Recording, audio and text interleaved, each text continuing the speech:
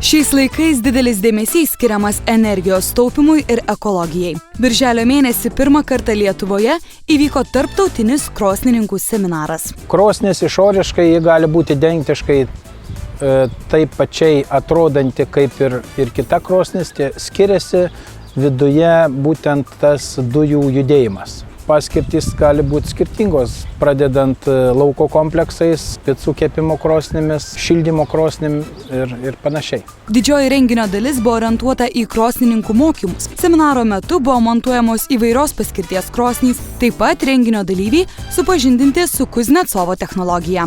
Čia yra praktiniai mokymai. Prie kiekvienos krosnės yra specialistas atvykęs iš Kuznecovo partnerystės programos ir šalia jo dirba keletas ten po 5, po 6 mokinių. Pašnekovo teiravomės, kuo Kuznecovo krosnis skiriasi nuo paprastų, mums jau pažįstamų krosnių.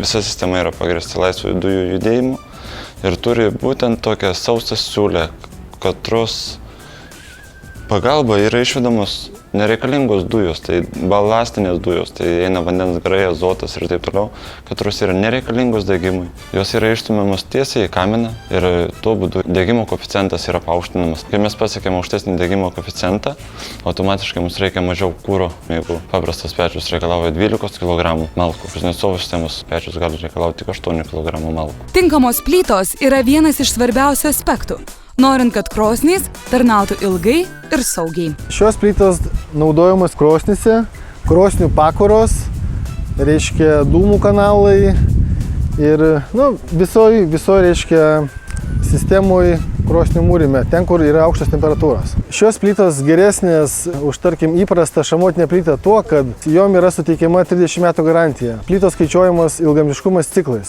Jeigu elementari plyta turi 6 ciklus, tai šios austriškos plytos turi 30 ciklų. Plytos yra ekologiškos, nenaudojama jokių priemaišų, nuodingų, viskas yra tiesiai iš gamtos.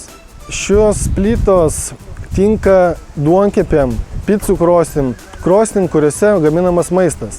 Šias plytas verta rinktis todėl, kad jos yra ilgaamžiškos. Tai yra, sakykime, 3, 4, kartais ir 5 kartus ilgaamžiškesnės už tradicinę plytą. Taip kad kam krosnį statyti ir po kažkiek metų ją ardyti ir naują statyti, gaunasi dideli kaštai, todėl geriau sumontuoti vieną kartą krosnį ir džiaugtis visą likusį gyvenimą.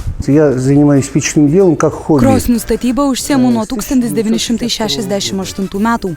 Anksčiau nebuvau krosnininku, tai buvo pomėgis, kuriam skirdavau visą laisvą laiką. Vėliau išradau naują kuro deginimo sistemą, pagrįstą natūraliais gamtos dėsniais. Degimo metu balastinės dujos nedalyvauja degimo procese. Technologija leidžia pašalinti azotą ir perteklinį orą iš degimo zonos natūraliu būdu.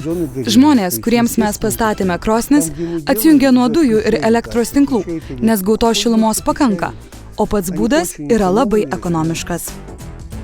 Pagrindinis renginio tikslas buvo apmokyti krosnininkus dirbti su Kuznecovo technologija, kuri pripažįstama kaip geriausia pasaulyje. Jos dėka krosniai šilumą pasisavina ir išlaiko ypač gerai, o profesionalaus montavimo pagalba tokios krosnys gali stovėti ir tinkamai dirbti net 100 metų.